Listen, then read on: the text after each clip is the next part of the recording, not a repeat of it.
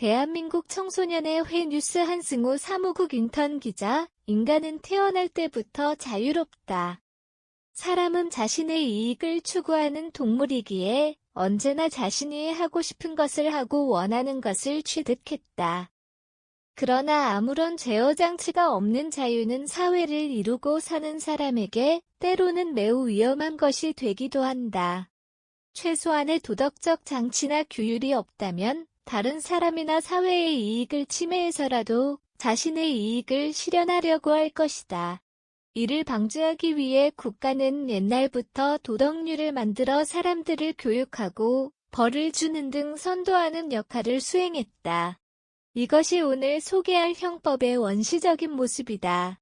지금의 형법과 과거의 형법이 다른 점을 살펴보면 현대 형법은 종교교리, 유교사상과 같은 도덕과 한 사회 속에서 살아가는 사람이 지켜야 하는 규율임법이 어느 정도 분리되어 있다는 점, 사법체제가 마련되어 통치자나 권력자의 기분에 의해 형량이 달라지는 폐단이 없다는 점, 규율 위반에 대한 처벌이 야만적이지 않다는 점 등 여러 가지가 있다. 이는 과거와 달리 사람들의 자유의식과 인권의 식이 향상된 근대를 거쳐오면서 변화한 것이다. 지금의 형법이 가지는 의의는 단순히 금지된 행위를 규율하고 범죄자를 처벌하고자 하는 것에 그치지 않는다. 죄형 법정주의에 따라 도덕이나 사회적 풍습을 근거로 법에 명시된 행위 이외의 것을 처벌할 수는 없으며 법으로 정해진 형량 이상으로 처벌하는 것 또한 불가능하다. 즉 형법에 의해 국가도 임의로 개인의 자유를 침해할 수 없도록 엄격히 규제받는다. 또한 형사재판에서 기소된 피고인뿐만 아니라 사건을 수사하고 기소하는 검사나 경찰과 같은 국가기관도 형사소송법이라는 절차법에 따라 하자가 있는지 심판받는다. 우리 형법에서 다루는 범죄의 종류는 보호하고자 하는 법익에 따라 크게 세 가지로 나뉜다. 살인, 절도, 상해, 폭행 등 개인의 생명, 신체 자유 등을 침해하는 개인적 법익에 관한 죄와 방화, 통화 위조, 문서 위조 등 사회적인 가치를 침해하는 사회적 법익에 관한 죄, 그리고 내란 공무원의 직무유기, 공무집행 방해, 위증, 무고와 같이 국가 시스템에 혼란을 주는 국가적 법익에 관한 죄가 그것이다. 범죄의 종류는 형태에 따라 세부적으로 나뉘어지는데 결과의 발생 여부에 따라 결과범과 거동범, 보호법익의 침해 정도에 따라 침해범과 위헌범, 시간적 계속을 요구하는지 여부에 따라 계속범과 상태범, 범죄자가 될 수 있는 행위자의 범위에 따라 일반범, 신분범, 자수범으로 나뉜다. 범죄자는 다시 단독정범과 공동정범 등으로 나뉘어지는데 범죄의 종류를 너무 자세히 들어가면 복잡하고 길어지므로 여기서 다루지 않는다. 범죄를 처벌하기 위해서는 구성요건, 해당성, 위법성, 책임성 세 가지가 충족되어야 한다. 구성요건, 해당성은 객관적 구성요건과 주관적 구성요건을 모두 종합하여 판단한다. 객관적 구성요건은 범죄의 내용에 해당하는 가해 여부를 다루며 행위의 객체 행위에 관하여 다룬다. 예를 들어 살인죄가 사람을 살해한 자는 사형무기 또는 5년 이상의 징역에 처한다 라고 규정할 때 사람이 행위의 객체이고 사람을 살해하는 것이 행위이다.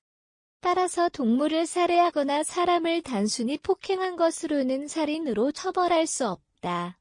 주관적 구성요건은 행위를 저지를 고의가 있었는 가해 여부를 다룬다. 아주 간단한 예를 들어 심신이 건강해 보이는 친구를 장난삼아 깜짝 놀라게 해주었는데 그 친구가 너무 놀라서 심장마비로 사망했다면 이는 객관적 구성요건은 충족했지만 살인을 하려는 고의가 없었으므로 주관적 구성요건은 충족하지 못해서 처벌할 수 없다. 다만 미필적 고의라는 개념이 있는데 예를 들어 사람이 맞아도 상관없다는 생각으로 사람 뒤에 나무를 맞추기 위해 총으로 조준하고 발사했는데 사람이 총에 맞아 사망한 경우가 그러하다.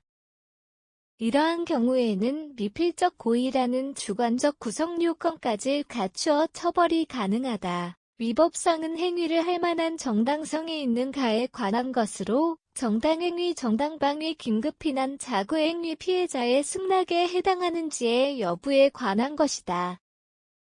예를 들어 자신을 죽이려는 사람을 피해 다른 사람의 집에 허락 없이 들어가서 숨었다면 이는 주거침입의 구성요건을 충족하지만 긴급피난에 해당하므로 위법성이 조각된다. 따라서 처벌받지 않는다. 마지막으로 책임성은 비난 가능성이 있는가에 관한 것이다. 책임 조각 사유에는 책임 무능력자, 한정 책임 능력자가 있다. 쉬운 예를 들어 5살짜리 어린아이가 사람을 죽이려는 의도로 진짜 총을 가지고 사람을 쏘아 살해했다면 5살 어린아이는 형사 미성년자 즉 책임 무능력자가 되어 처벌할 수 없다. 논란이 많은 부분이지만 만취자가 자신의 정신을 가누지 못하고 행한 범죄도 여기에 포함된다. 그러나 범죄를 저지를 목적으로 약을 먹거나 술을 먹어 심신미약으로 만들었다면 원인에 있어 자유로운 행위가 되어 책임이 조각되지 않는다.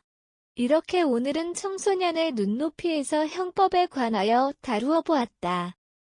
형법에 의해 처벌받는 누군가는 국가에 의해 강제로 자유와 권리를 빼앗기게 되는 것이므로 다른 법에 비하여 훨씬 엄격하고 조밀하게 설계되어 있다.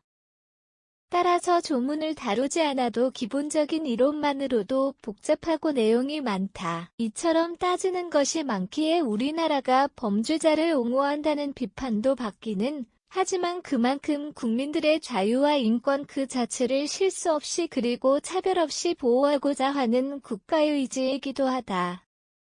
이것이 정의의 여신이 칼과 함께 저울을 들고 있는 이유가 아니겠는가? 이로써 법에 관하여 살펴보는 대장정이 끝이 났다. 앞으로 많은 청소년이 법에 관심을 갖고 자신의 자유와 권리 그리고 대한민국을 사랑하는 사회가 오길 소망한다.